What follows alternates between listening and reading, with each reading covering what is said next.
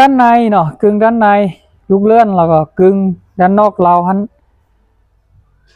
แล้วเวลาเราต้องการถอดนะเราจะคลายคือน็อตเลยนะแล้วคลายออกมาเก็บแล้วเวลาเราอยากใช้เราก็เอาใส่เข้ามาแล้วก็หันให้แน่นใช้งานได้เลยนะแซมมีกราบสบายดีโมคูสุขุสุคนในตอนนี้กำลังอยู่กับช่องแซมชาแนลเนาะวันนี้ก็สิมาอัปเดตเนาะหาอุปกรณ์เนาะในซกทั้งหลายเลยเนาะที่จะนำมา DIY เนาะ มื่อนี้ก็ผมมีเวลาเนาะพอดีว่าเฮ็ดตู้เก็บเครื่องมือเนาะตอนนี้แซมก็อยู่อู่แปลงรถเดเนาะผมมีเวลาเฮ็ดประดิษฐ์เนาะต่างๆก็มื่อนี้จะมาแกะโซกเนาะ ให้ทุกคนเนาะก็ช่องแซมได้อัปเกรดไมโครโฟนไร้สายเนาะตัวนี้นี่ TNW เนาะกับขาตั้งกล้องอันหนึ่งเนาะขึ้นมาเดี๋ยวจะขึ้นลิงก์ให้เบิ่งเนาะก็เสียงดังฟังชัดอยู่กับบุฮูเนาะกับพอดีปากกาเมื่อนั้นรีวิวไปเนาะ วันนี้ก็รีวิวการไปสอกอะไรเนาะจากร้านของเก่าก็คือซุกอัพหน้าของรถจักรเนาะมันก็มีขนาดความโตนอกนี่สำคัญอยู่เนาะแต่ว่าความโตในนี่บางเทื่อมันอาจจะบ่สำคัญเนาะก็ขั้นตอนแรกก็เราก็จะปากกาหนีบตัวนี้เนาะบ่ได้เฮ็ดคลิปโดนแล้วเฮ็ดเกี่ยวกับพวก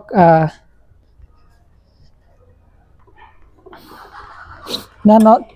เฮ็ดคลิปเกี่ยวกับเกมเนาะก็คือที่ว่าไปเลยเนาะช่องแซมนี่มันจะลงหลายๆเรื่องแล้วเพราะว่าความมักของข้าพเจ้ามันหลายด้านอยู่เนาะก็จะมีทั้งกีฬาเดเนาะแล้วก็เป็นทั้งพวกเกมเนาะแล้วก็สาระทั่วไปอย่างเช่นการท่องเที่ยวนี้ก็มักอยู่เนาะก็จะเฮ็ดคลิป หลายๆอย่างเนาะก็ แนะนำให้มุกคูเข้าไปที่ซ่องเนาะแล้วก็กดไปที่เพลิ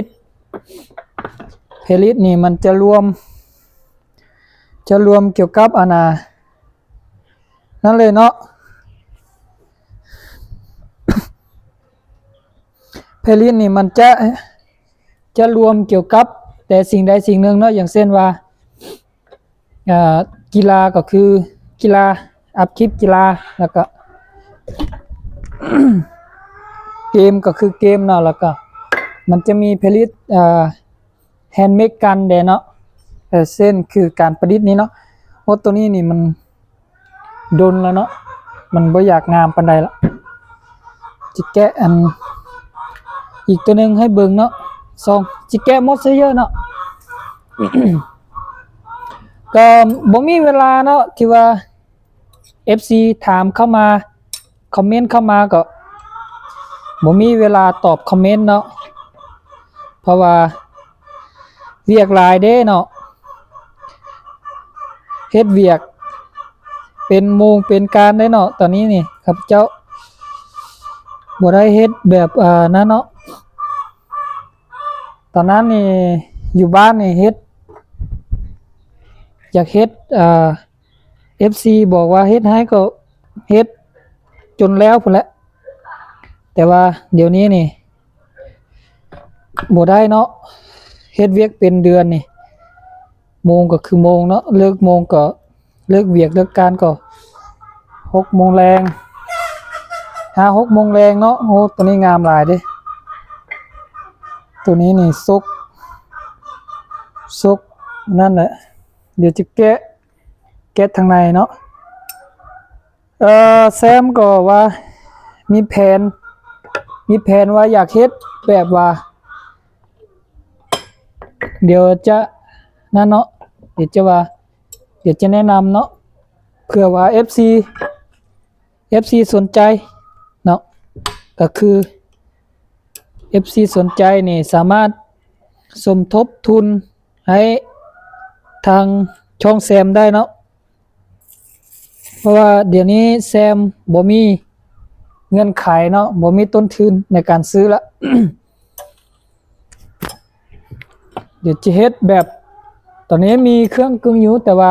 มันยังขาดเฟืองเด้เดี๋ยวต้องใช้เฟืองโอ้ตัวนี้น่าจะมีปัญหาแล้วโอ้ตัวนี้บ่ออก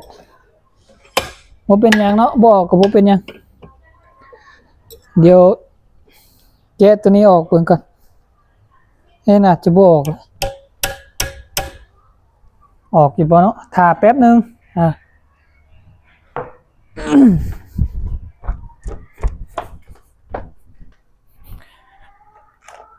ที่เฮ็ดโปรเจกต์ของแซมนี่มีหลายอยู่ที่เฮ็ดแบบคักๆเลยนะแต่ก็บ่ฮู้ว่ามันสิเฮ็ดได้อยู่บ่นะแต่ว่าความคิดนี่ไปไกลอยู่ดอกแต่ว่ามันบ่มีทุนนี่เด้มันจะไปไกลได้บ่นะประเด็นมันอยู่ที่ทุนมีแต่ทุนซื้ออุปกรณ์ได้อยู่แต่ว่าทุนต่อยอดอีกต่อไป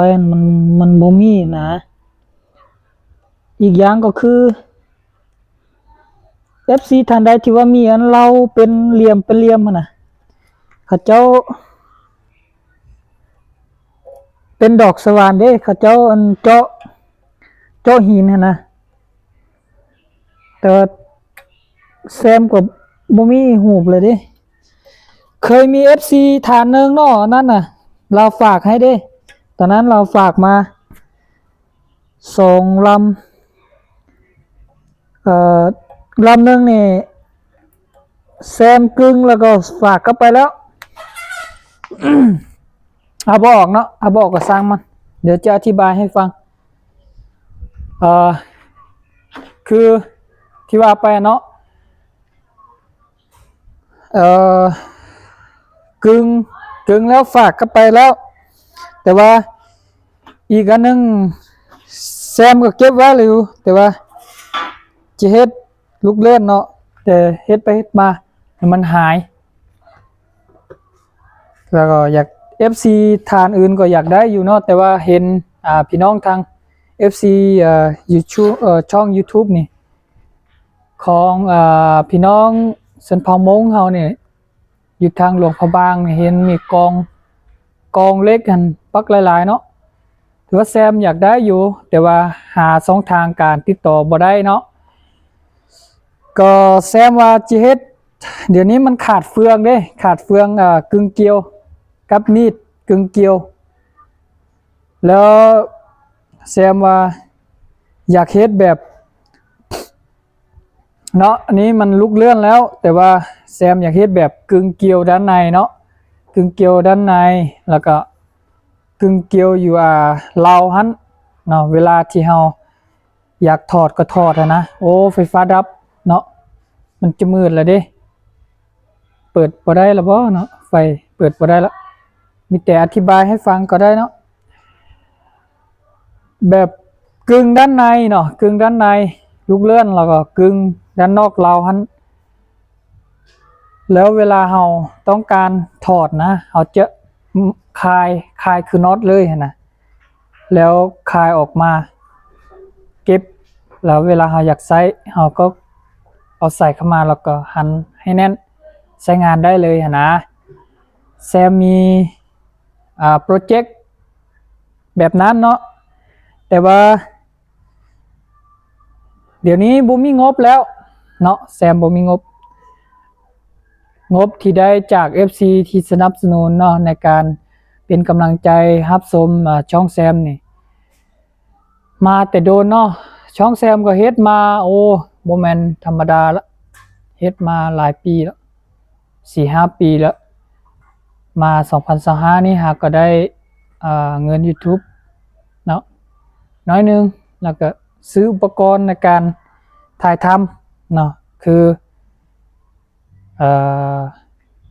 ไมโครโฟนที่ตะกี้รีวิวไปแล้วก็ขาตั้งกล้องแล้วก็อีกอันนึงมันอุปกรณ์ห้อยคอเนาะในการถ่ายทำแต่ว่าเดี๋ยวนี้ยังแซมยังขาดงบเนาะขาดงบในการต่อยอดพัฒนาในการประดิษฐ์เนาะแล้วก็อยากจะเฮ็ดแบบสไลด์เนาะ x y เนาะในการเจาะเข็มแทงชนวนเนาะก็ยังบ่ทันมีงบแล้วก็ขาดเฟืองเดี๋ยวจะขึ้นให้เบิ่งเนาะเฟืองกึ่งเกลียวก็ยังบ่มีงบแล้วก็มิดกึ่งเกลียวก็ยังบ่ทันมีงบเนาะถ้าว่า FC ท่านใดใจดีอยากสนับสนุนก็ติดต่อมาได้เนาะเดี๋ยวจะขึ้นช่องทางติดต่อให้ ก็ขอบใจเนาะที่เข้ามารับชมคลิปนี้เนาะเดี๋ยวจะอัปเดตต่อไปเนาะขอขอบใจหลายๆ